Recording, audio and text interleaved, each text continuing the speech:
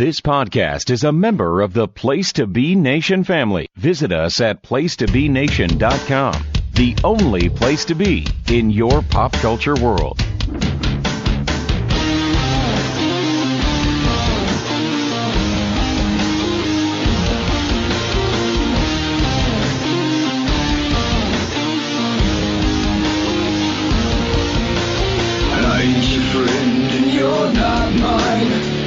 Throw the streamers.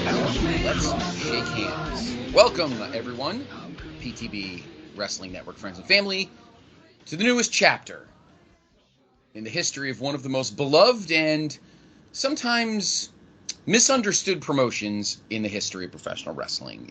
Welcome to the Pod of Honor. I'm your co-host, Scott Criscuolo. Welcome to the July episode. We hope you've enjoyed the first few. They're not episodic, which means you don't have to stop this one and go back to the first one. Feel free to listen to this one all the way to the end. It's pretty good. And then go back to the archives, placetobe.podbean.com, and check out all the previous episodes because they're all really damn good. You know why they're damn good? Because of this guy. Not really me. I'm just a host. Good evening, Stephen Aloysius Wille. How are you? Hello. Hi, how's it going? What's going on? Not much. I'm excited to talk about some Ring of Honor today, as this is an era that I don't have much memory of, and it's an era that I really wasn't attending shows for a couple years. So it would be a pretty cool watch, because I definitely have not seen any of this show at all. I barely either. So this month, everyone, Steve went into the Jambalaya, Jake Williams Jambalaya Ruski, and picked out a randomizing show. I did not reach deep into Jake Williams. No, you did not. We didn't go that deep. And what's funny, though, Steve, is even though you randomized this show for us this month, there's actually some pretty interesting parallels to current wrestling in terms of where the show is, as well as some of the people on it, which I find very funny. And the world title is not on the line on the show, which is interesting as well. The show actually was not technically televised, even though there was cameras. This was straight to DVD. Yeah, on Cage Match, this is not technically under TV pay-per-view. This is just under regular events. So welcome, everyone, to this month's show. The date that we're going back in time to is June 26th, 2009. So we're going back, 14 years. To the Michigan State Fairgrounds and Expo Center in Detroit, Michigan. So fitting that we are, as we're about 3 weeks away from SummerSlam in the Motor City at Ford Field, that we'll be doing a show in Detroit. How about that, Steve Aloysius Wille? You didn't even know you had the magic touch. I thought SummerSlam 2023 was at the Michigan State Fairgrounds and Expo Center. You're like, wait a minute, we're not under a tent? Where's Bruce? No. Yeah, nope. Of course, it's at Ford Field, which seats about, I don't know, a couple more than the Michigan State Fairgrounds and Expo Center. Probably just a few. 78,000 or something. I don't know. That'll be the biggest stadium I've ever attended an event live.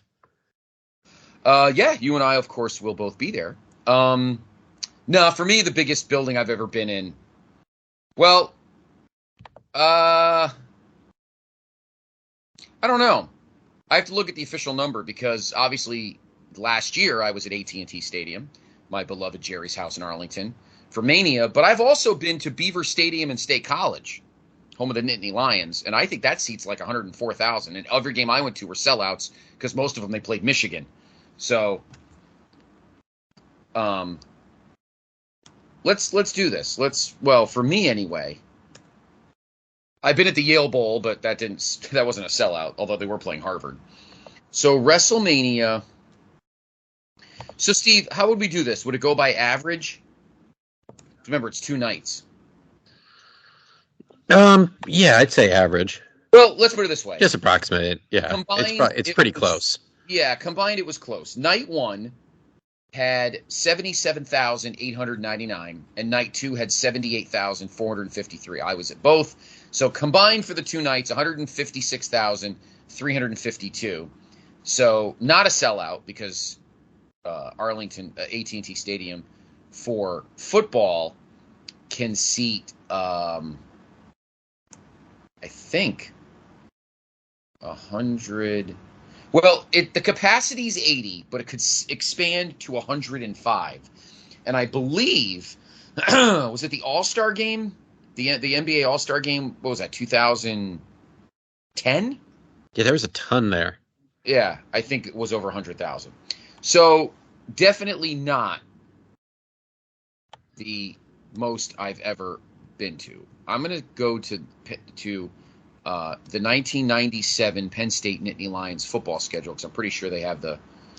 Oh, that would be it. I've been to a couple University of Michigan games, so that would definitely be it. Okay, so yep, I was at this game November 8th, 1997. They were calling it Judgment Day because Penn State was 2 and Michigan was 4, but also that day, number 1 was I think Florida, and they were playing somebody number 3.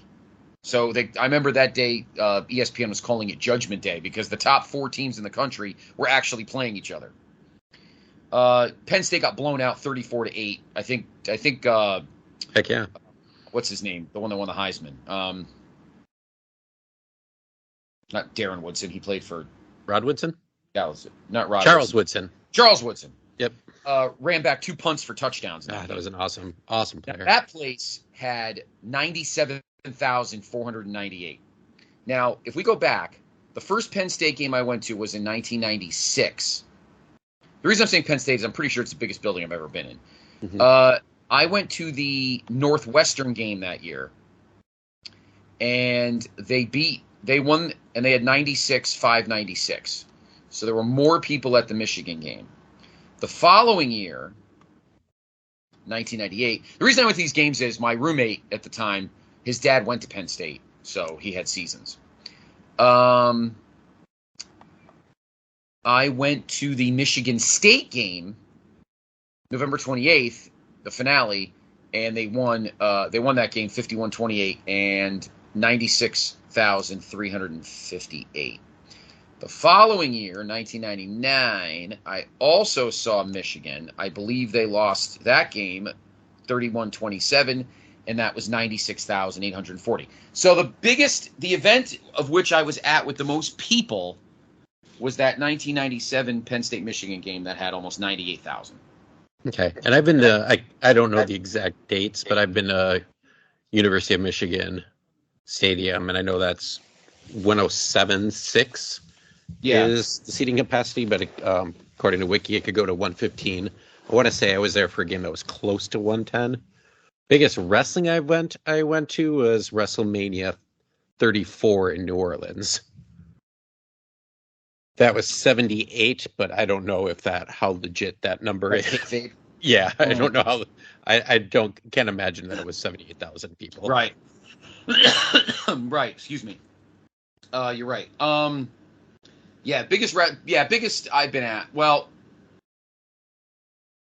I was at summer. Well, let's see.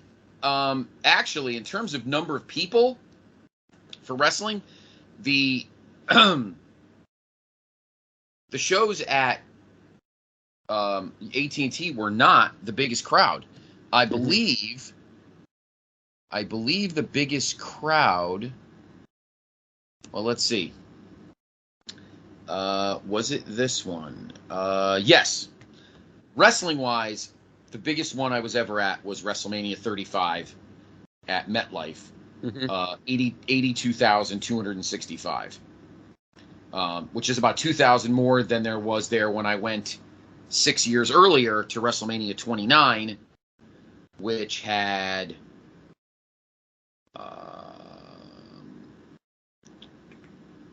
can I click on that one? No. Yes, that one seated.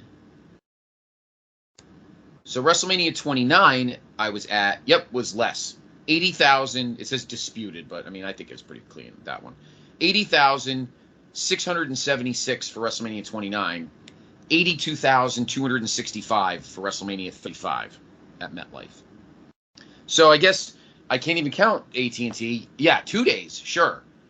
But if you're talking about a one-nighter, the biggest crowd I was ever at was for WrestleMania 35. I also forgot that I was in day one of the Collision in Korea, not the second one. So that was 150,000. I was there at that one, but day two I got kicked out, so didn't get to see Inoki Flair. You were in Korea? No, of course not. That would have been awesome. I wish you were. Me and 149,999 North Koreans there for having literally no idea what's going on. But me, I was like, yeah. You weren't on that. But Go Hashimoto. But you weren't in that dark side of the ring. You weren't on that Korea dark. Steve, no, I was one of the shadows. If I ever see you in a dark side of the ring, I might lose my mind. I'm just gonna pass by Jim Cornette and just like shake my head. Yeah, and then you'll see me like in Meltzer's office, and I'll start cleaning up the piles of papers for him.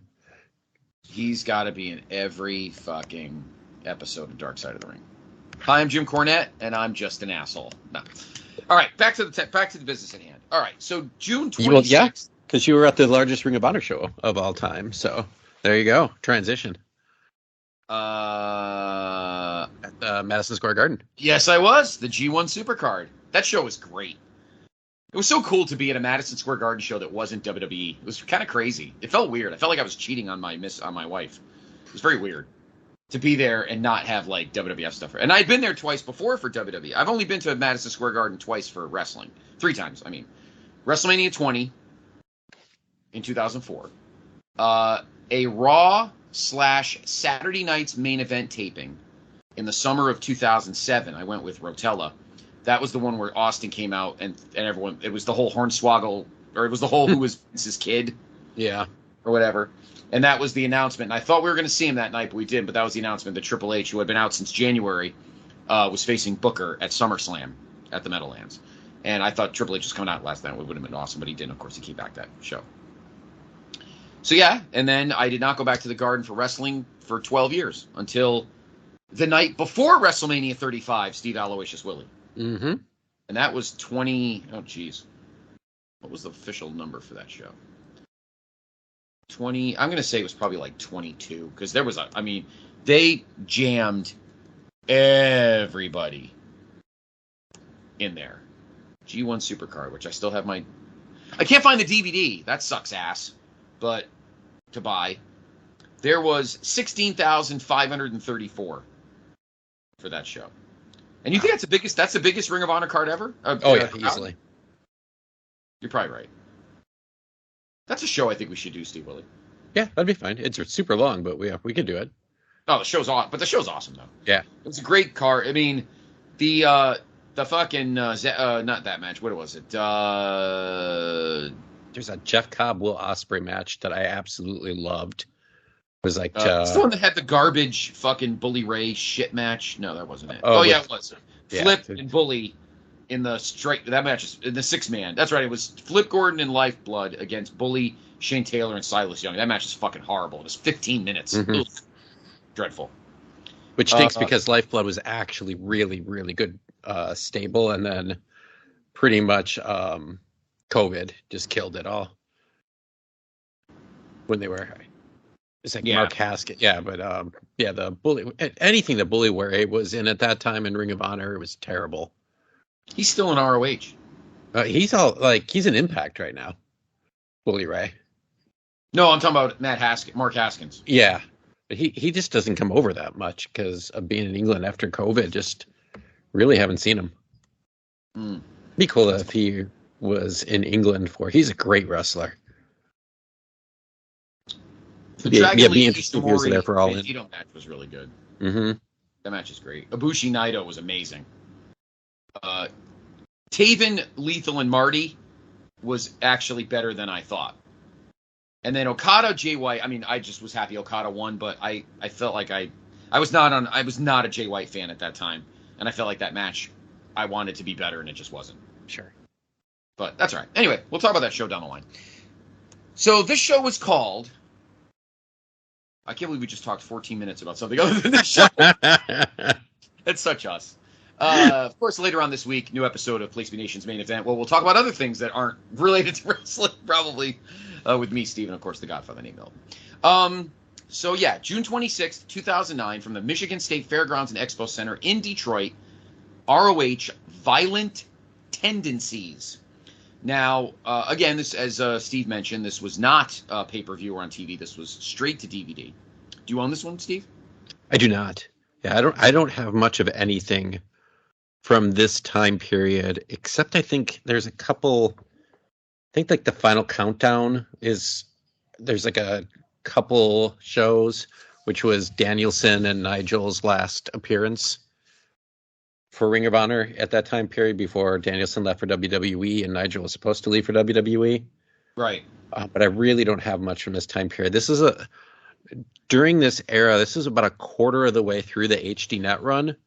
So I would see the HDNet shows, but I didn't really get to see the big cards unless it was on traditional pay-per-view. And I was trying to wonder why. I know part of it was that my kid was only about 2 at this point.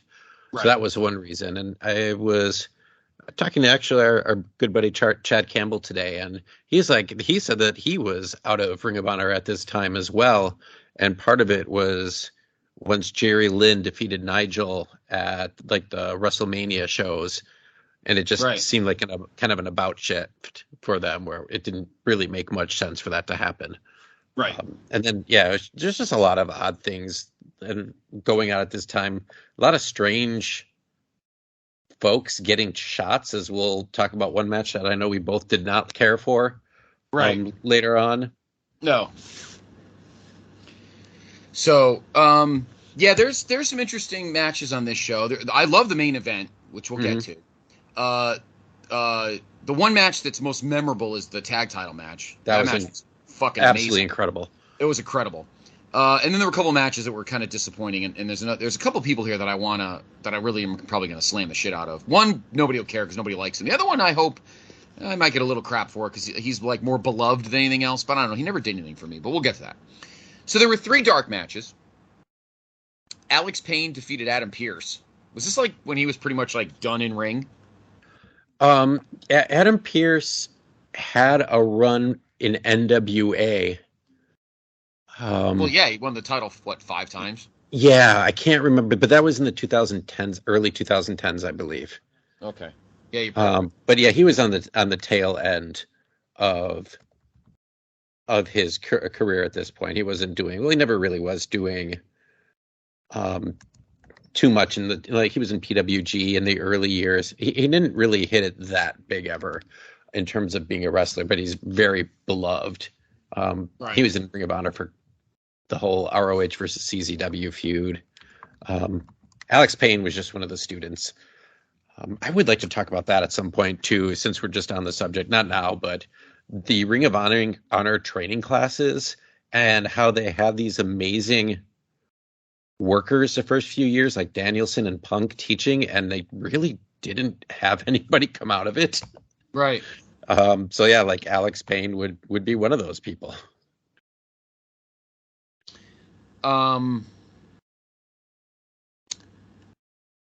So looking at Adam Pearce's resume, he did actually win the world title before this. His first, and he won the NWA World Heavyweight title 5 times. The first time he won it was on January 9th, 2007, and he held it for over a year. Okay. Till February 8th, 2008. Mm-hmm. I'm sorry. Forgot cage match. Fucking European. He won it on September 1st, 2007, not January 9th.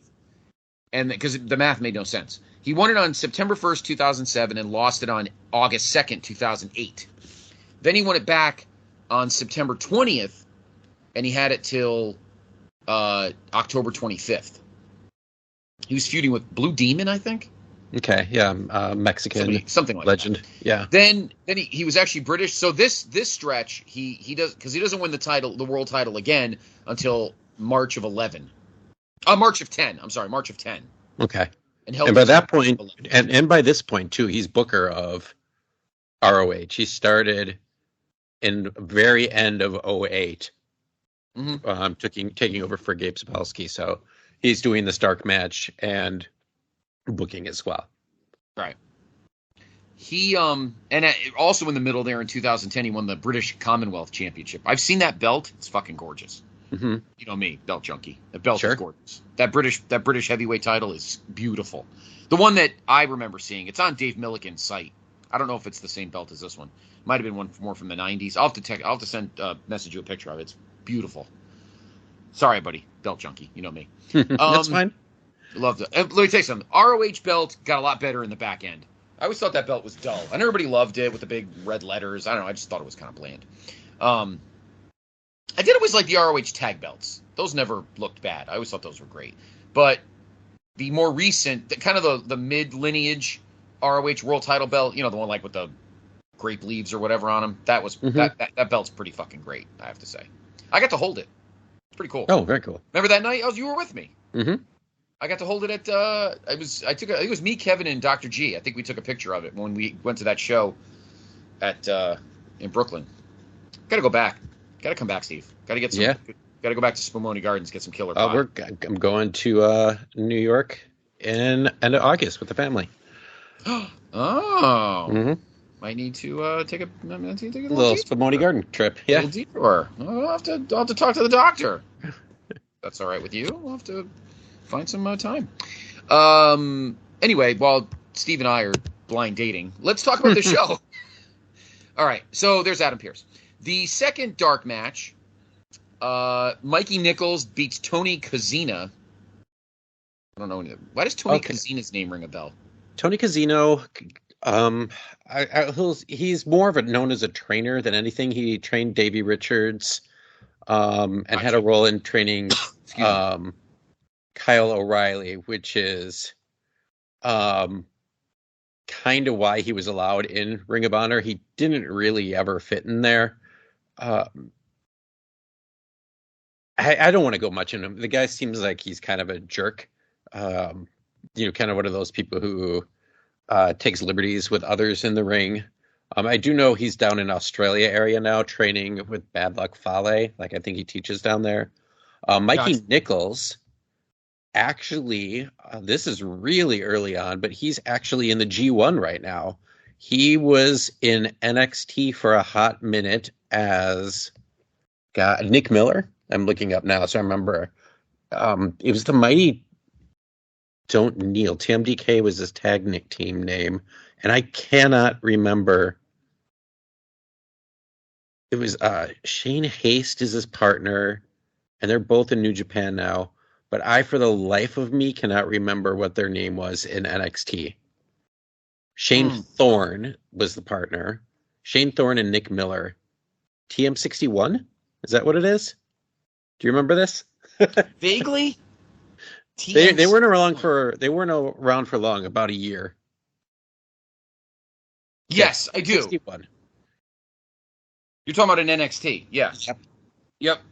Now that I think about it, I do remember a team with. Weren't they right? New Zealand? No. Australia. Yeah. Australia. Yeah. So he's only 37 now, so that means 24 years old at this point. So really just starting out, and he was in developmental from 2016 to 2018, and then I know he was kind of stuck in Australia during COVID, and both he and his partner are in New Japan right now. They're in the stable with Zack Sabre Jr. Gotcha. The next match, I have no idea who this guy is. No, Sonny Sampson. You don't know who those three question marks are? I don't know. No. I don't know. Sonny Sampson defeats, I guess, somebody. Jobert, perhaps. A Jobert. So there we go. So there were the dark matches. All right, so we open the show with a pretty nice tribute because I'm going to get this wrong. Misawa. Mitsuharu Misawa. For some reason, I was typing Fujinami. Thank you. Mm-hmm. I didn't want to embarrass myself, but thank you for doing it for me. You're the best. Oh, no problem. So I'm trying to look at the date. He passed away on June 13th. So about 2 weeks. About 2 weeks before. Yeah. And I I am not clicking on the thing that shows the footage of his death. Let's just, all right, do not click on that. He died in the ring. He was On around. June 13th. Well, here's the official Wikipedia. First of all, we'll read his resume in a minute. But so on June 13th, 2009, Misawa teamed with Shiozaki against GHC Tag Team Champions Saito and Smith in a title match at Hiroshima Green Arena. The match is supposed to last 37 minutes, but at around the 10-minute mark, 10 minutes before the schedule finished, so about 25 minutes in, Misawa took a back suplex from Saito. Misawa was motionless, and referee Shiuchi Nishinaga stopped the match. A doctor in attendance attempted to perform CPR but was unsuccessful, and Misawa's body discolored as emergency medical technicians to revive him with a defibrillator. He was taken to the Hiroshima University Hospital. He was pronounced dead at 10:10 local time at age 46. Although his family invoked a Japanese law that requested the police not publicly release the official cause of death, it was speculated to have been a cervical injury, and the Hiroshima Prefectural Police Central Office stated the night after the accident that the diagnosis was a cervical cord transection. The injury was specified and reported by Meltzer as the separation of Misawa's first and second cervical vertebrae. Ow! Mm-hmm. Maybe back suplexes suck ass more than buckle bombs. Misawa's death was a leading story, of course. ROH. Does it mention it here? Punk wrote Misawa on his wrist and forearm during the June 15th episode of Raw. I kind of remember that. And Yoshitatsu wore familiar ring attire. Yeah, I do remember that. I remember WWE actually mentioning it too, if I remember correctly. I mean, Misawa was one of the greatest wrestlers of all time. Just his All Japan run is absolutely legendary, and then in Noah as well. So it is, and that was, when we first started, that was when we realized Flair was in the building as well. But yeah, it was the entire roster, and then Kenta, who was a mainstay in Noah, one of the OGs of Noah, really, was in the ring with the owner Kerry Silken. Right. So he was two-time All Asia Tag Team Champion with Kenta once and with Ogawa once. Mm-hmm. He was a 5-time Triple Crown Heavyweight Champion, 6-time World Tag Team Champion. These are all Japan. Twice with Kawada, twice with Kenta Kobashi, not the other Kenta. Once with Jun Akiyama and once with Yoshinari Ogawa. He was the one-time NWA International Junior Heavyweight Champion, one-time PWF World Tag Team Champion with another all-timer, Jumbo Tsuruta. He was 2-time Champion Carnival, 1995 and 1998, and 4-time World's Strongest Tag Determination League winner 4 straight years, 92 through 95, once with Kawada and 3 times with Kenta Kobashi. Could you imagine that Kobashi fucking Misawa team? Holy shit. It's like walking in and going, it's unbelievable. Like the fucking Road Warriors. I'll pass. No, thank you. I don't want to be like those ham and eggers on the old Georgia shows in the mid-'80s who'd walk in and then look at Road Warriors on the sheet on the bulletin board and go, yeah, I'm going to go back to work at McDonald's. He was 3-time GHC heavyweight champion, 2-time GHC tag team champion, both with Yoshinari Ogawa. And he won the Global Tag League in that year, 2009, with Go Shiozaki. He won the Nikon Sports Match of the Year with Jun Akiyama and Kenta and Yoshihiro Takayama. And he twice won Nikkei Sports Wrestler of the Year, 2007 and 2009. PWI. He was, of course, former Tiger Mask. In 2003, in terms of the PWI years, he was ranked 37. In 2003, he was number 6. Singles. As himself. Wow. He was 6. In 1997,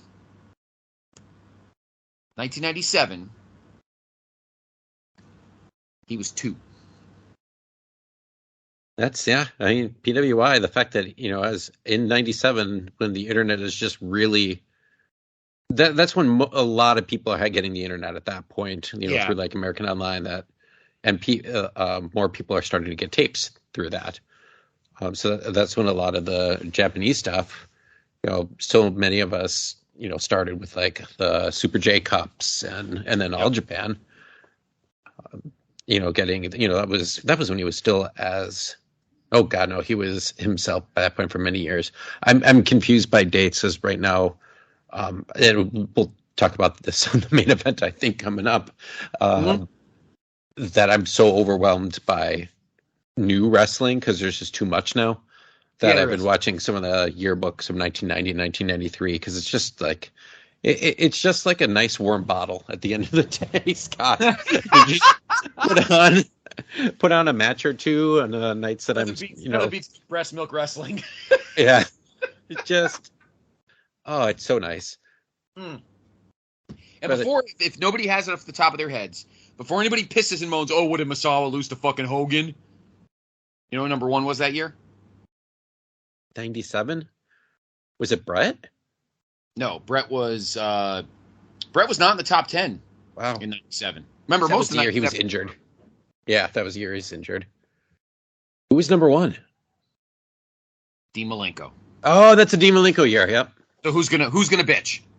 Yeah, and more people, like, just because it was starting on the internet, people were starting to get it more. The fact that he was up there and so high at 97 is fine. Right, and it's funny, too, Steve, that you're talking about the Japanese guys reaching those levels of being in the PWI because, based on what I'm looking at, 91 was the first year of the 500. Mm-hmm. And you want to talk about a lot of meat. The top 10 through 1 in 91 was Rick, Steiner, Arn, Dr. Death, Steamboat, the other Steiner, Sting, Savage, Flair, Luger, Hogan. And you're probably like, the first Japanese wrestler to be in the top 10 in PWI 500 history, let me make sure I confirm it. I don't want to, okay, I'm right, was Misawa, who was 10 in 1995. And then the floodgates opened because in 96, Kenta was 4 in 96. In 97, when Misawa was 2, Hashimoto was 7. Liger was 9 for 2 straight years. So, as you can see, like you just said, by the late 90s, when people were starting to go on message boards and, all of Scott Keith's stuff and Prodigy and, people were starting to realize what the fuck was going on over there. Right. And how fucking awesome it was. Misawa would be 3 in 3 straight years, 97, 98, 99, he was in the top 3. He was 2 in 97 and he was 3 in 98 and 99. In 98, Kenta was 6. Liger was 9. In 99, Misawa was 3. Muda was 7. In 2000, Kenta was 4. Liger was 8. Sasaki was 10. 01, Muda was 4. So, I mean, my point is, Misawa was 8 in 2001. By 2002, it was starting to get figured out because you had Muda at 3, Nagata was at 8, and then other years, and then as we go down, Kenta and Muda again, and Kobashi and etc. Kawada, and then the floodgates open. By the mid 2000s, the floodgates had opened. Yeah, that was when it was easier to get DVDs and stuff, as opposed to having to get copies of VHS and. Right. So it was safe to say that Misawa was a fucking trailblazer for that. Tokyo Sports, a ton of awards. He won Match of the Year, Tokyo Sports Match of the Year 5 times. Observer. All right, here's Meltzer. He was the best. Observer Awards, are based on. I lost my page here.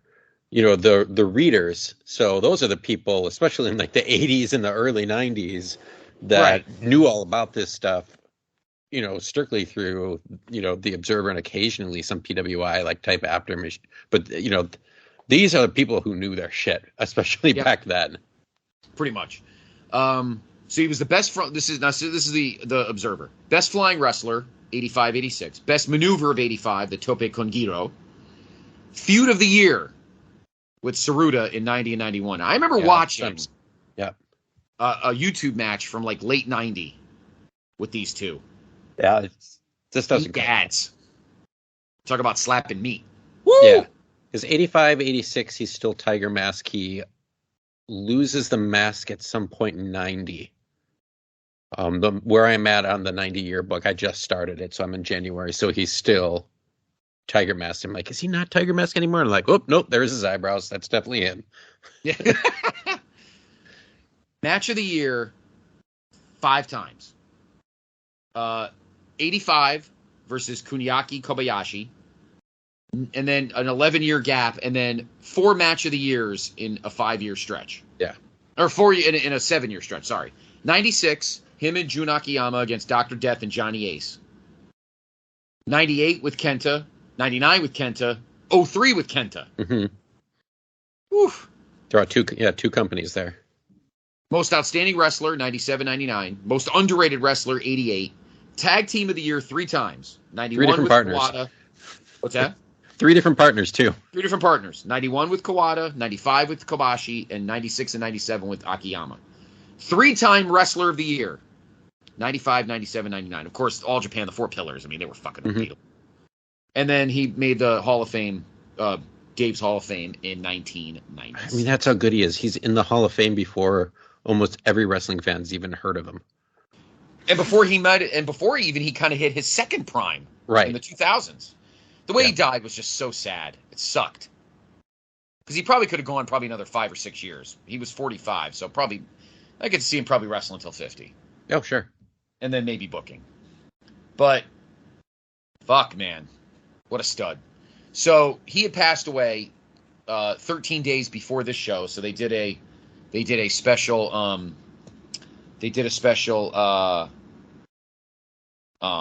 it's got a 10-bell salute and moment of silence for him. Yeah. Yes. It was huge. Mm-hmm. So they do that. Everybody comes out. They do that, and then we get back in, and then we start the show. Our opener is Silas Young, a guy that I never loved, against Grizzly Redwood. Kind of looks like Spike Dudley. He is kind of like Spike Dudley. He is a lumberjack. He is incredibly small, known as Mitch Franklin. So he was one of the trainees in Ring of Honor, trained by Aries and Punk. So this is, he's 5'5" tall, 163 pounds. In other words, my leg weighs more than him. Yeah. Yep. Yeah. Yeah. So a little lumberjack, fairly popular in terms of, and then Silas Young, of course, less real man. Here he's got his long hair, probably used here because he's from the Milwaukee area, the Midwest. Do you know where Silas Young was born? Appleton, Wisconsin. Very good. Oh, shit, really? Yeah, home of Steve Wille. I pulled that out of my ass only because you asked me. Okay, yeah, I ran into him at the local Quick Trip one morning. I don't think he lives here anymore. It was, I'm not going to say it. I won't say anything. It's like, wow, okay, hi, Silas. Yeah, so this was just a 3-minute opener squash match. This, it's so different from the early ROH days or the later ROH days where your opening match is an absolute banger. Usually it's, very fast pace. In the very early days of Ring of Honor, 03, 04, they're usually some sort of like 4-man event or 6-man match where it's just go, go, go, go, go. And this was just like 3 or 4 minutes of nothing really. Right. Yeah, no, it's just, it was a lot of gimmicky stuff and he won, the Redwood won the match. And my favorite Grizzly Redwood moment is very easy to find on Google. Is in Chikara. He was against Claudio Castagnoli, and Claudio legitimately did the giant swing 100 times. Not like your fans counting too quick. Yeah, it was actually 100 revolutions with Grizzly Redwood. Poor bastard. Yep. I'd be throwing my shit up. Good Christ. So that was the opener. Nothing crazy. A little comedy action. Second match, a little tag action. Some ROH stalwarts. Kenny King speaking of giant heel heat that I saw live at the Garden. And Rhett Titus against Brent Albright and Eric Stevens. 12:39. This match was fine. It's nothing earth-shattering. I know a lot of people who are not Rhett Titus fans. Yeah, I'm really not. Part of it is just like his look terrifies me. I think that's he's got a giant mouth, and he has that weird mask with like melty shit on it. It's fucked up because he's been doing some NWA stuff over the last years. I like Kenny King. I always did. He's a good heel. Mm-hmm. Brent Albright, Eric Stevens, solid workers. It was just a good tag match. Just getting the crowd warmed up. Eric Stevens, he has made a comeback. He retired for a good decade. I didn't realize he was trained by Roderick Strong, but he is in that style of like hard-hitting suplex type guy. So is Brent Albright. And he had a very, very small time on television as Gunner Scott in WWE, but he was in developmental for years after he was in, actually before. So he was in Ring of Honor, then he got hired by WWE. He was in developmental, showed up as Gunner Scott for a hot minute on regular programming, and then was let go. And then he went back to the independents and really only wrestled for another 2 years after this, which is kind of surprising. He's not exactly that old. Right. Yeah. But yeah, they would be in, God, I can't remember if it was just the No Remorse Corps. They were in some very strange groups. I want to say that they were in the No Remorse Corps for a while. Mm-hmm. And then, Kenny King, obviously still around right now. Very interesting who is still wrestling out on this card and who is not. I know, right?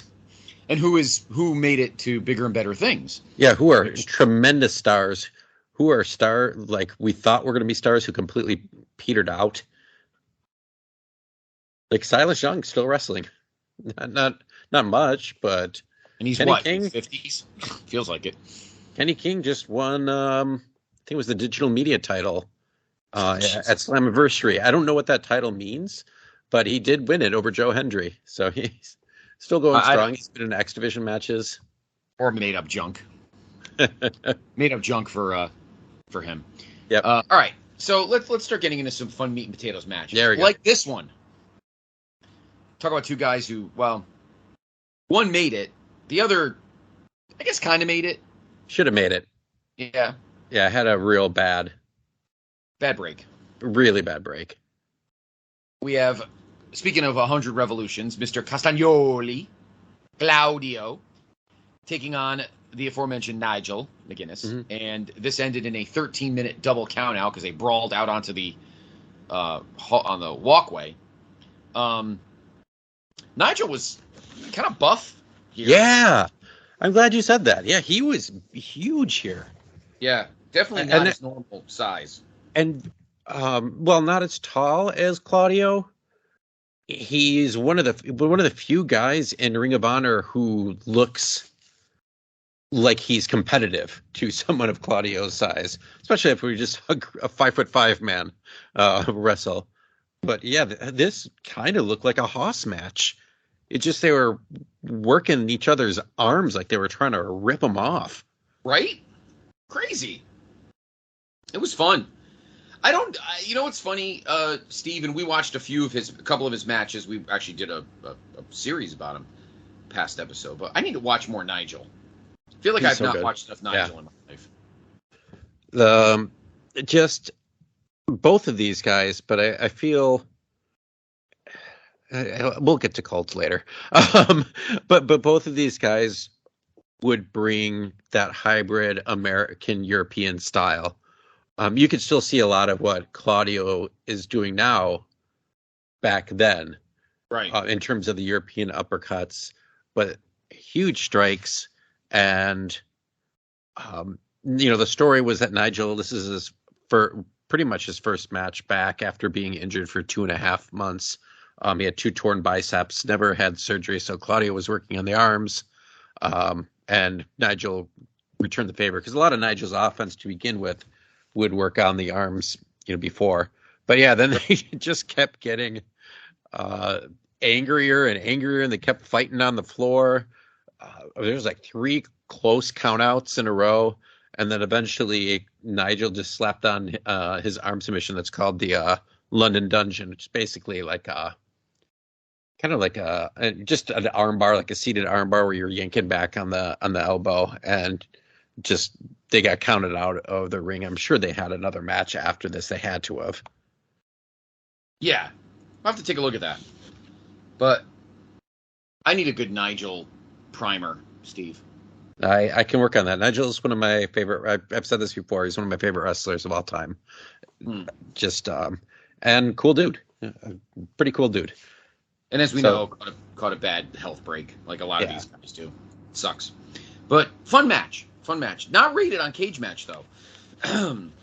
Yeah, well, like I said, I think a lot of this 09, 2010 era Ring of Honor is not well known because there were people that turned out of it after Sapolsky got let go, and like the AHD Net era, where they were bringing in some, other guy. It was just, it was like an hour show, and it didn't seem like vintage Ring of Honor so much. Right. It turned a lot of people off.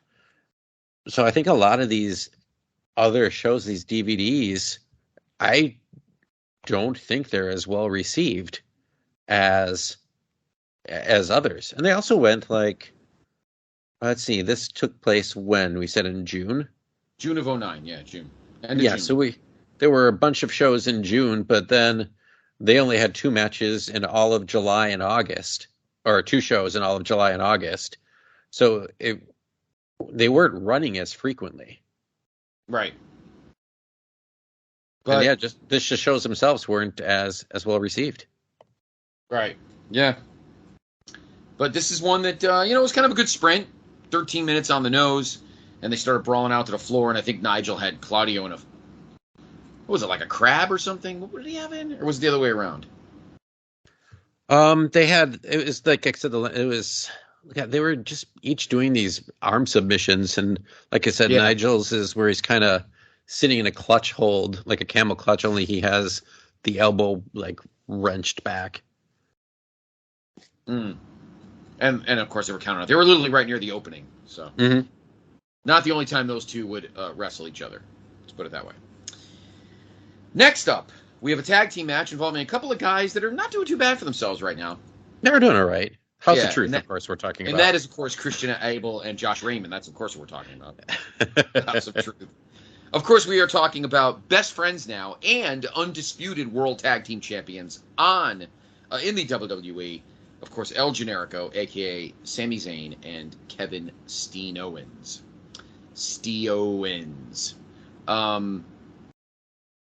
I think Kevin Steen was a babyface here. He was kind of building himself up.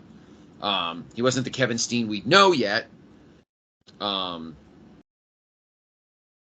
Speaking of Steen, he's like me. He's a junkie with T-shirts and stuff. Was it last week he had an awesome, on Raw, he had a homage shirt that had Halloween Havoc 97 on it. It was Ray and Eddie. The shirt was pretty fucking cool. Yeah. You will see one of my favorite homage shirts, Steve, on Saturday, August 5th. Ah, interesting. I won't tell you which one. Okay. Let's put it this way. Fits the city.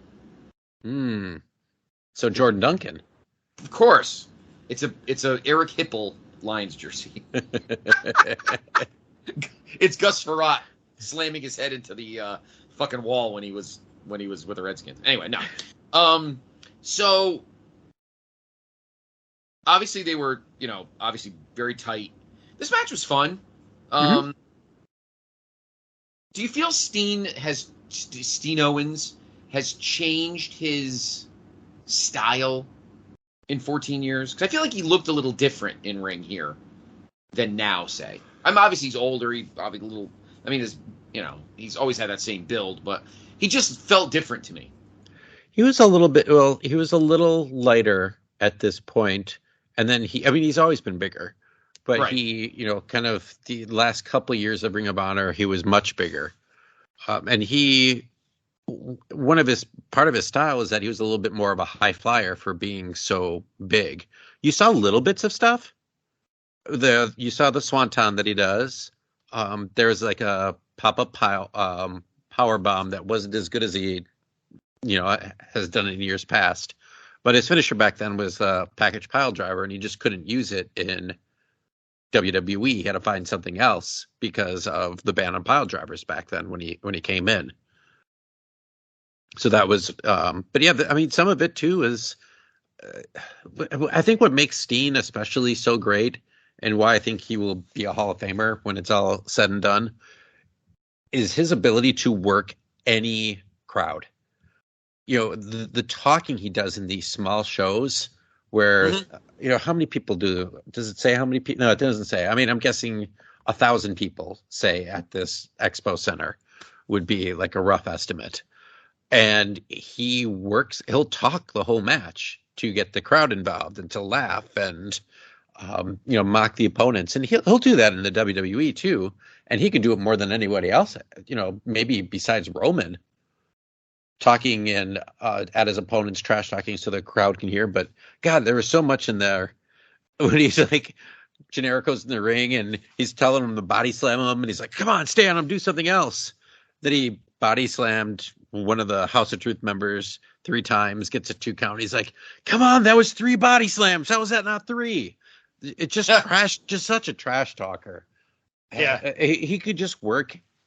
And it's the advantage of coming up in the indies, where it's very rare where you see someone outside of like a generational talent like Roman Reigns make it in the big time who hasn't had this kind of experience working crowds. Right. Some of the matches later on, there was no response whatsoever. It was like you can hear a pin drop in there. Right. Yeah. And, I mean, obviously Sammy was prime here, early prime. Mm-hmm. But it's just a fun overall match. And you could just see that the two just loved being together. Oh, yeah. Loved, working together as a team. It was legit. I'm glad this match was on here because I've never really seen them a lot together. And it was fun to see them kind of coalesce as a team and prove me that it's legit, their friendship that has gone through multiple promotions and multiple years all the way to today. It's pretty great. And even feud a lot, they're actually tag team champions. Right. The little stuff, we texted each other earlier in the day while we were watching this, and they came out to the Ole Ole Ole music, and then they broke into Smooth Criminal by Michael Jackson. And I don't know if this was a one-time thing because they were in Motown, but the Generico's doing the some Michael Jackson moves, and then Steen is just kind of just did the worst moonwalk ever, and then did the old slapstick knee type thing where you go back and forth, just being silly. Yeah, a lot of fun. Good match, and they win in 13-19. Next up, this match was interesting. It was. This is 2009 Ring of Honor right here. Yeah, it was a 6-man mayhem match. It said non-title. Right, because Aries is the champ here. Is the world champ. Right. Okay, so that's why I thought it was strange. So you have Austin Aries, your Ring of Honor world champion, in a non-title, so it has a house show feel. Mm-hmm. The opponents, Delirious, Joey Ryan, who I didn't realize was around in 2009. That was just me. Petey Williams, Rashy Brown. Yes. And Sami Callihan. Very small Sami Callihan compared to now. Yeah, very early on Sami Callihan. Yep. I don't know what this was. If it was like a battle royal, I don't know what the fuck this was. 12.5 minutes. Aries wins. As usual, he's an unlikable prick, like he is in real life.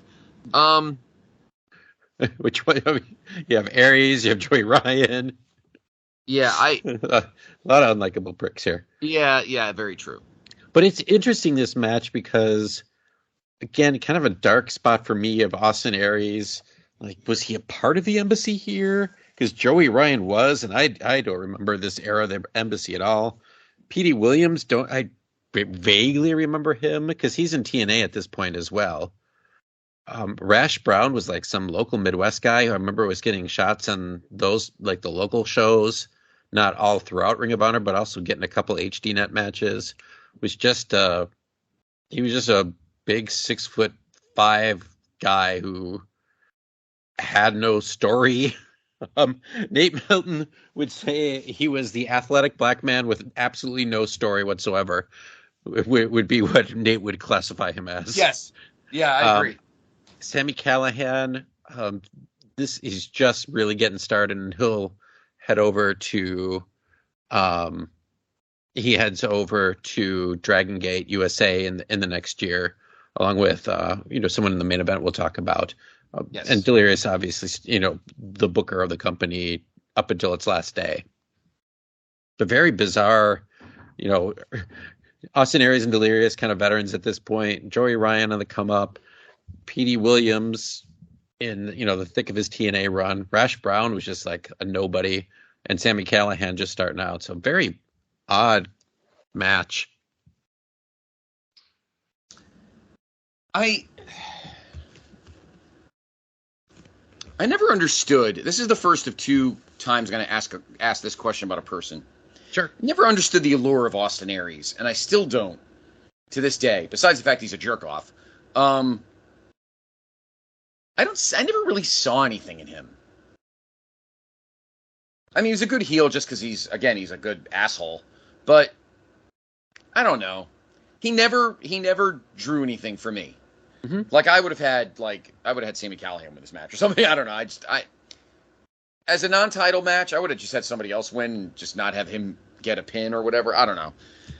What is it about Austin Aries to some people? Because I don't know. I just never see it. Well, I think the last quite few years of his career, he wasn't that great. It was more up to, let's see, maybe when did he win the title? 2012-ish? I can't. I say I'm so bad with years, but his Ring of Honor run, he had some pretty decent times. It was a pretty big shock when he was the guy who beat Samoa Joe, although right. I'm listening to some podcast right now that's about where I'm at right now, is right when he won the belt. So like this era of Ring of Honor from like end of 05 to 09, he did pretty well. He did well in some of his run. I think it was that he was this combination of like a hybrid wrestler of high flying, some submission, and he was just like really quick. Like an Austin Aries was like an Alex Shelley, a Chris Sabin. They were all kind of in that same generation, a similar style wrestler. I think the last few years, you're right, that he kind of wore out his welcome at some point. Maybe it was with TNA. Maybe it was just because we learned more and more about, kind of what a bad attitude he really had.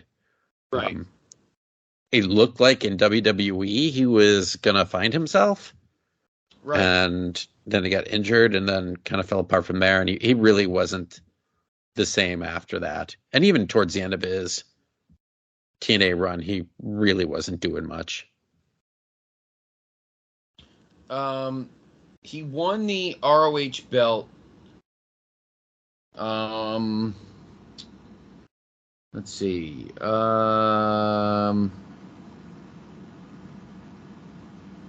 May 4th, 07. Following the announcement, TNA pulled Aries and Homicide, both under contracts. Then he was in TNA for 2 years, so it's... Mm-hmm. Here we go. 2 teams been in a tournament. It was 2 of a Necro Butcher. I'm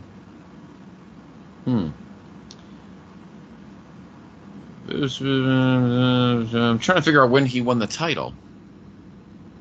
Yeah, I'm having a hard time too figuring out. Well, he had it in 2018. This is frustrating, but then again, Austin Aries is frustrating. Yeah, he's just a frustrating human. Let's see. So he was 2-time ROH champion. He was champion in 2012. Right. Here we go. So he won it obviously right before here. Here we go. So, he won it on June. He won it the day that Misawa died, June 13th, 2009, at Manhattan Mayhem 3. Oh, for the Ring of Honor. Okay, yeah. He beat Jerry Lynn and Tyler Black in a 3-way. I see. This is how great I am. I'm looking at his Impact. Yeah, he won. He won from Joe at Final Battle 04, and then he won it from Jerry Lynn. Punk beat him. I didn't realize Aries had it in 2004. Yeah, he won it right at the end, and the story was because Joe had that really long title run that lasted a good year and a half. 645 days. Yeah, he had gone through the 3 matches with Punk. So the story was, and Gabe loved Austin Aries, and that Generation X group was on the come up at this point. So the thought was, okay, no one's going to expect Aries to win, even though he's in the upper card at this point.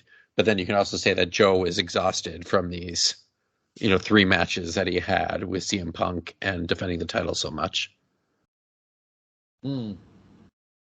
This was just Jerry Lynn winning for the nostalgia factor, and then flipping it a couple months later.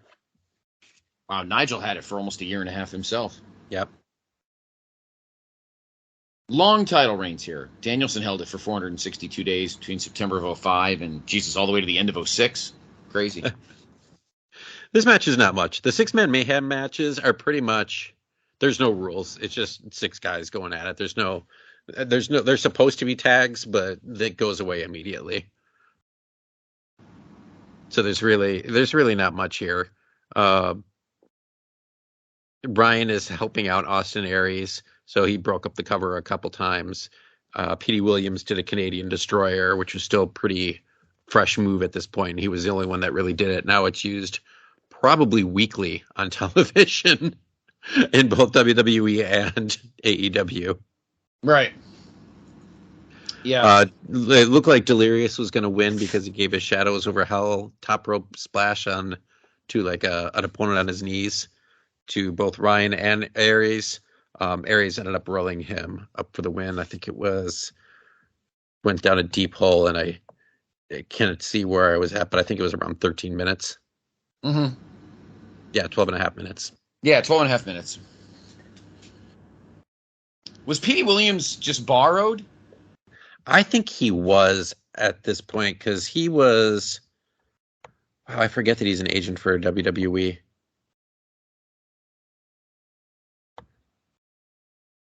Let's see. He wasn't. I mean, he goes back to TNA at some point. Well, he was working just a little bit in TNA at this time. He had he was just finishing up with Scott Steiner at this point. Right. And then it looks like he took quite a bit of just going through his more famous matches, it looked like he went through quite a hiatus in 2009 away from Impact. He went to Japan for a bit and did a junior tag league in All Japan. Did a couple of Ring of Honor. He just did this weekend because he's based out of Canada. So that's what he was doing some indies and in All Japan during 2009, and then eventually made his way back into.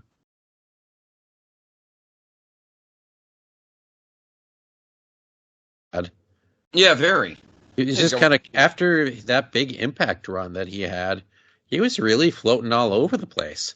Right.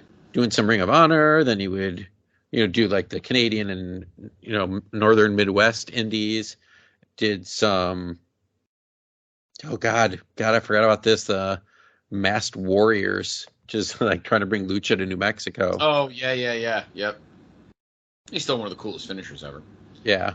Oh, yeah, absolutely. All right, now a guy that I'm totally going to destroy right now. Boom Boom comes in the ring.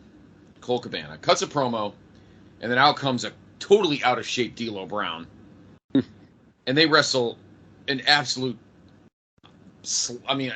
bag of dicks for $8.49. Colt wins the match. This is a legitimately a half-star match. Yeah, it sucks. Yeah. And well, give me your thoughts on the match, and then I'll ask you my question. Well, D'Lo came out and was just doing cheap heat stuff, and then Colt mocked him for doing cheap heat, but like it was Colt's known for having decent promos, and maybe it's just because of all the years of doing the podcast that he's good at it. Right. But this was like you said, it was an 8-minute match, and there was a tremendous amount of stalling by D'Lo, and I was doing a little bit of reading about his time in Ring of Honor at this time, because I do remember on HDNet when he started wrestling, I was like, man, he seems so out of place in Ring of Honor. And he just was kind of a heel that stalled. There was like some goofy stuff with the refs, like D'Lo kept trying to cheat to get disqualified, like elbowed the referee like on quote unquote accident, but it really looked like he did it on that. It just nothing flowed. Everything looked contrived and in slow motion. Like the thing that supposedly knocked Colt Cabana out for 2 minutes was this weak clothesline to what was supposed to be the back of the head, because that's what Colt Cabana was selling, but it was more mid-spine. Right. And then they were they were fighting over the bell, and Cabana basically tricked D'Lo while the ref was looking and knocked him out for the victory. It was an absolute nothing match. Even like the European style that Colt would do sometimes, he really didn't do much of. Yeah, just very bizarre. And the crowd showed it. The crowd was dead silent for this. Yes. Which brings me to my question. Might be know where this is coming from, but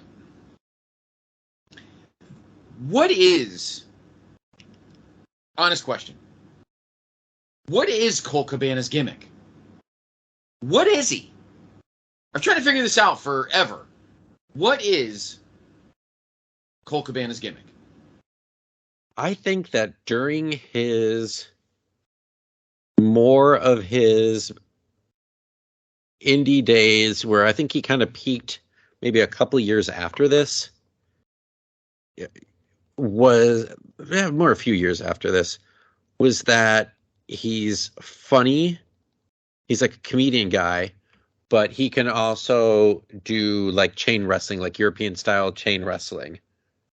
And I think that's pretty much what it is. It's a combination of those two things. I think he really became more popular because of his Art of Wrestling show. I think that's where his popularity really rose, because he was one of the first guys who interviewed all of these kind of independent stars and then eventually WWE and Impact stars. So people heard from him the first time, and I do think he has. I think he has to be commended for having some role in the rise of independent wrestling, because he gave all these people a platform, and that's where. But like some of his wrestling, and it shows now. You don't see him wrestling in AEW or Ring of Honor much, and I don't think it's because of the Punk thing at all. He was really on the downhill at that point, and I don't like that narrative. And I did believe Tony Khan and everyone else, like Punk's cap, when they said that wasn't a thing. I do believe that, because he wasn't wrestling much before Punk got there. Right. In the beginning, he was kind of Punk's beginning of Ring of Honor. He was like Punk's kind of sidekick. Punk was he was the very serious, wrestler with, a chip on his shoulder. And then Colt was kind of the humorous sidekick who would annoy Punk, but also, be on his side. So he was the he was the Stevie Richards to Punk's Raven. Yeah. But yeah, that's a good way of putting it. Because every time I watch anything with him, and listen, he was in he was in Billy's NWA for a little bit. He was actually national heavyweight champion for a little bit. And I'm just like, what is he? Like, why does everybody love him so much? I don't see it. I just don't see what everyone loved about him. Maybe it's just me. I don't know. I'm trying to see like the last big match, like really high rated match he was in. Good luck. There was a 4.5 star match, 8 on cage match in mid 2020, which was like all of Dark Order versus FTR, the Bucks, Kenny Omega, and Hangman Adam Page. Oh, yeah. So in other words, like he glommed on. Pretty much. But I'm going. The last highly rated match of his in a single match was against Toru Yano in Ring of Honor, who's the comedy wrestler. So it's probably a really good comedy match, and that was October 2017. So 6 years ago. I just don't get it. Mm-hmm. I just don't get the concept. Yeah, he really doesn't have many like super highly rated matches. There's like some from Chikara. I remember there's a couple of matches with Zack Sabre Jr., but that's when he's wrestling a little bit more of that European style. He was involved in the Steen Generico feud, right? Which happened about a year from now, and you know, obviously there's a lot going on there where you also have Generico and Steen, and so they were kind of put in there as tag team partners. And then he'd occasionally have these feuds. There was a feud he had with Homicide, I remember, in 2006 that got really super violent. He had some matches with Bryan Danielson, but I could have a 3-star match with Bryan Danielson right now. Right. So yeah, I hear what you're saying, and I don't disagree. I think the part of Colt Cabana's career that I will most remember him for is his podcast, which I haven't listened to in years, but it played a huge role in history. It just obviously the whole Colt and Punk thing changed wrestling, that podcast. But as a wrestler, I can take him or leave him. I just don't get it. Yeah. And I'm watching this match like, what is the point here? This match was awful. Yeah. Well, that too. That didn't help matters to me. Yeah, it was absolutely awful. I mean, D'Lo here. I mean, that's kind of ridiculous. And then, 3 years later, and then we eventually get Aces and Eights. I wonder why Colt Cabana didn't join Aces and Eights. Gosh, I forgot. It had some kind of identity at least. I forgot D'Lo was in Aces and Eights. Yep. And that starts 2011. So that's a couple years after this. And D'Lo was in atrocious shape here. Oh my God, he was fat. Oof. So out of this slop shop, we go completely 180 to the match of the night. Obviously, once again, it emphasizes how good the tag division was in ROH at this time, and how it kind of has always been one of its strongest suits. So, and it was the one title match on the card, I think. Mm-hmm. Yeah.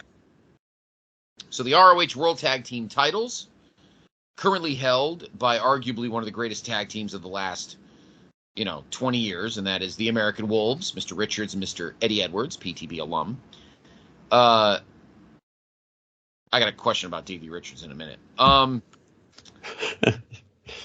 Does he belong in the Austin Aries? He picks all the fucking winners, doesn't he? Yeah. I know, it's like, why does Scott have questions about so many assholes? I don't know. But this team is pretty fucking great. The team of Kenta, not Kobashi, and Roddy Strong. Longest match of the night, 21:05. This match was awesome. It was absolutely amazing. The only one rated on Cage Match is 8.00. Yeah, I gave it 4.25 stars. 4.5. If not more, Yeah. and 4.5 was also what I was going in between there. I mean, it's that good. Yeah. Uh, What yeah, was it about the Wolves? They were just so. They were like the Bucks, but dirtier. yeah, and they could play both heel and face. Yeah, Yep. and they have good matches with the Bucks too. Um, pretty hard strikes. Davey Richards has always looked kind of real, like he like has a more realistic style. Um, in kind of in that reign of that realm of like Benoit, Dynamite Kid, kind of that kind of Yeah. wrestler. Well, they look like them, and that was my question. Why did Davey Richards have to pick another fucking asshole to look like? They all look like that. Short, jacked up dudes with shaved heads. Yeah, and he had a comeback over the last couple of years, like kind of a small comeback where he was doing some indies and looked like maybe he would get back in Impact, and then it turned out he's as big of a jerk as we thought he was. Yeah, pretty much. Yep. Alleged assault. I mean, we have to say it. Alleged assault of his then wife Angelina Love. Yeah, so we'll just get that part of the way, because we should mention it instead of lauding him in terms of the Right. wrestling match only. Right. Roddy and Kenta was a randomly thrown together team because Yeah, it was. it's supposed to be Danielson, but they said he was out with a staph infection. The two of them fit together because they're both badass shit kickers. I mean, Kenta is this is pretty close to prime Kenta, where he it just kicks and chops harder than everybody. Yeah, just he's the junior heavyweight title in Noah at this point. And it looked like from what they said, I kind of thought that they said that the Wolves have been fighting like kind of makeshift teams lately where they're like two single stars put together, and that's why they win, because they're more of a gel team. And the other people are just, well, they're Roddy will win the world title down not too long in the future. Right. Kenta singles champion, but the Wolves had more of the teamwork. But God, the beginning of this match when Roddy and Kenta were just absolutely lighting Richards and Edwards up with kicks and chops. It was like they were trying to outdo each other. Probably having a blast doing it. Oh yeah, totally. But it was just, I mean, it's a different. It seemed like just good typical ROH snugness. Mm-hmm. And obviously Kenta and Roddy will definitely oblige you. It was just that hard. I mean, we were. It's funny we're talking about another good ROH tag team match, because our last episode, of course, we talked about the epic trilogy of FTR and the Briscoes, and even they were put, and particularly that dog collar match. I mean, they were hitting bangers left and right, but I feel like they weren't even as snug as these four were here. I don't know if it's their size. I don't know if it's because ROH was just that special. Yeah, I think it was just a combination of guys they put together. Because Eddie Edwards has always been known for his chops as well. And then Richards with his, kind of stiff kicks where he's like, is he being a dick and actually like connecting these? Or is like he's just an incredible, just an incredible worker in that regard. But yeah, they were just lighting each other up.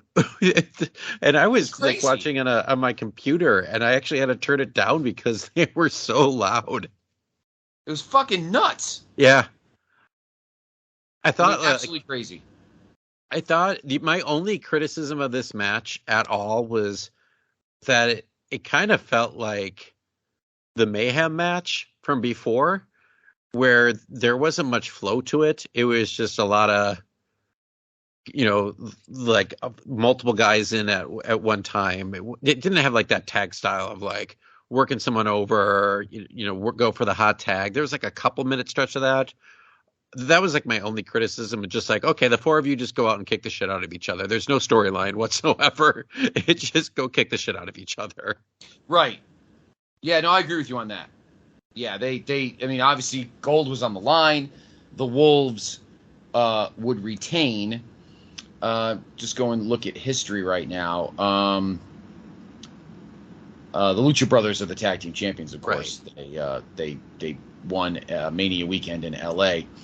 Kind of going back now through the history books. Let's go back to, all right, so let's see. The Wolves, let's see. So the Wolves beat Generico and Steen on April 10th in Philly, and they held it pretty much through the rest of the year, 253 days. And on December 19th, I'm assuming that was Final Battle. It was in the city.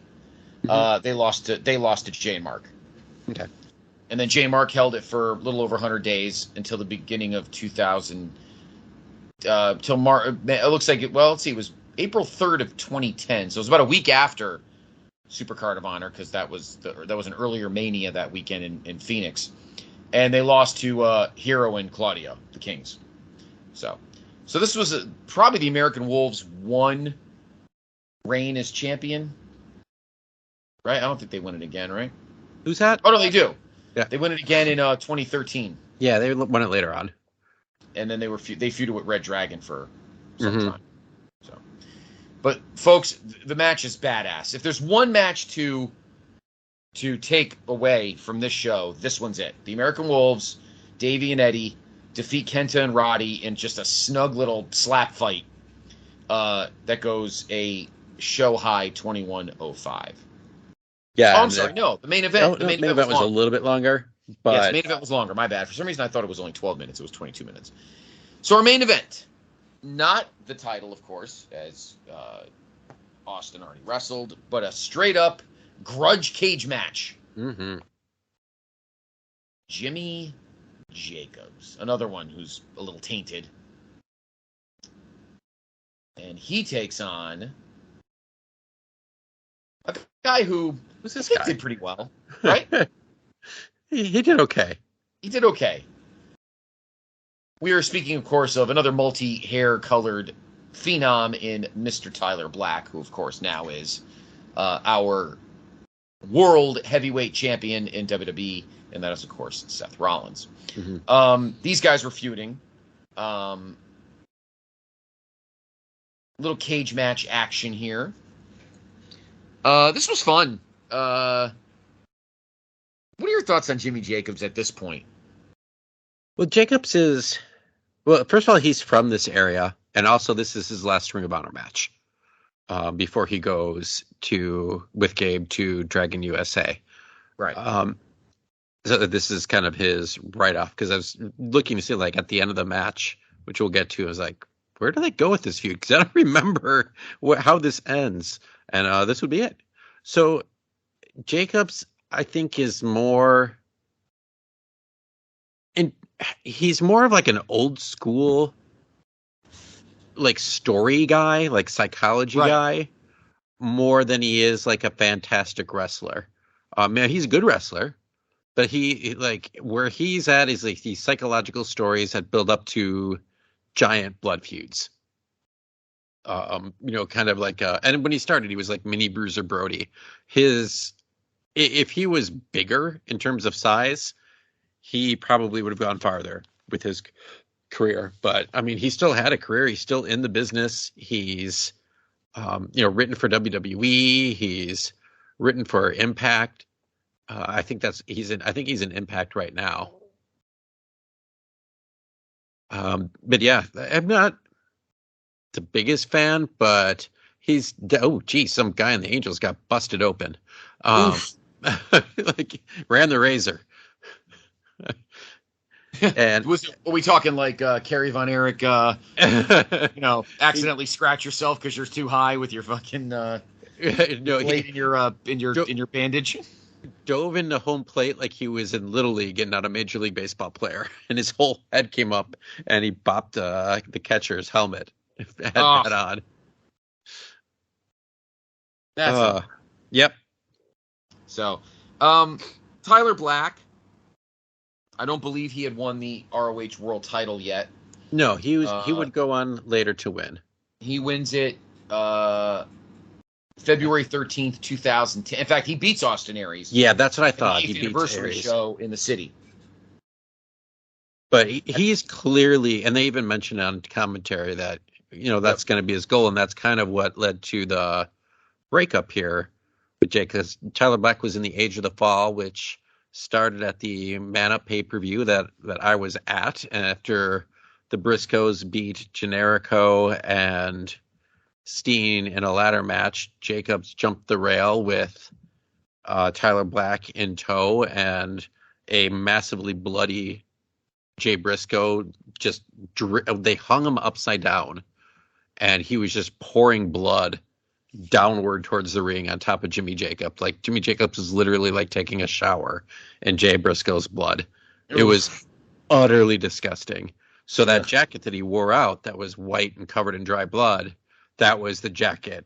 That's wow. Jay Briscoe's long-term storytelling. Exactly. That was a good year plus before. So basically this whole group with Jimmy Jacobs' Age of the Fall slowly broke apart over the course of the HDNet era, where people started going on their own, like Delirious and Necro Butcher, and Tyler Black was the last to fall. No pun intended. And Jacobs won a first blood match before this. I did not see that match. But this was the blow off to their feud. I enjoyed it. Yeah. Tyler Black, obviously, Mr. Rollins, that kind of typical ROH kind of caution to the wind kind of thing. And crowd was into it. It was a fun little match. And of course, he would hold the belt for almost 210 days. And in the same city of New York, Glory by Honor 9, he would lose a no DQ match to Roddy.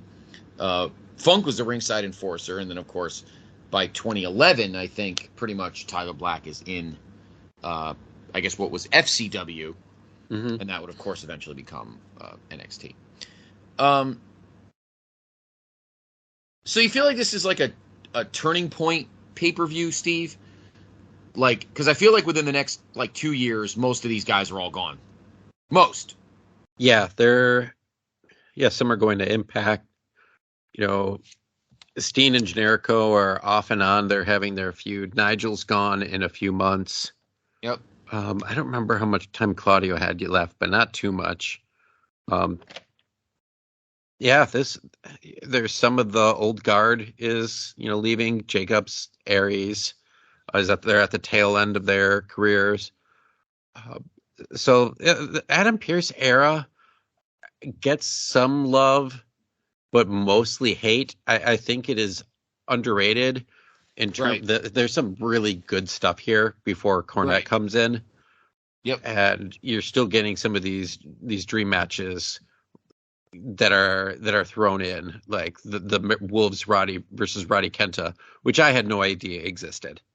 And that's why I think it's kind of, this era's kind of slept on, because this is a match that, if it's not, should be on some sort of compilation for either Roddy or the Wolves. Right. Definitely. Yeah, and Seth Rollins in 2009, Tyler Black here, he is a little bit of indie type worker. Like his moves are named after like heavy metal type things, I believe. Yeah.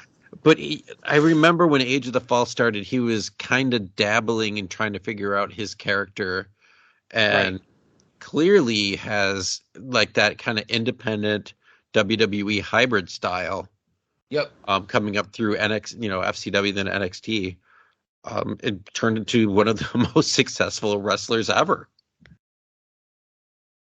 It's hard to Yep. You can see a little bit of it here. He's kind of become the modern day Bret Hart. Yeah, he can work with Just totally everybody. reliable. Can always Shifted his count on him. character multiple times. Yep. Here he's just kind of like this, like, kind of dark emo, like metalhead type dude. Um, the Shield, and shifted his character again. So creative, ridiculous athlete. Trains other wrestlers. Just and you can start seeing it. And that's what's fun about Ring of Honor and doing these shows is seeing someone on the come up, seeing someone learn, and then also kind of comparing and contrasting where they are now compared, like their style. Yes, and that's what I'm saying. Rollins or Tyler Black, definitely was was not as grounded, did not have as much of a grapple attack as he does now, which obviously, he's a different worker now. Mm-hmm.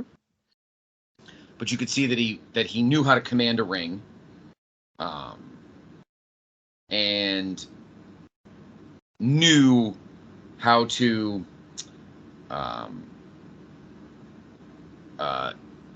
dictate the tempo and the psychology.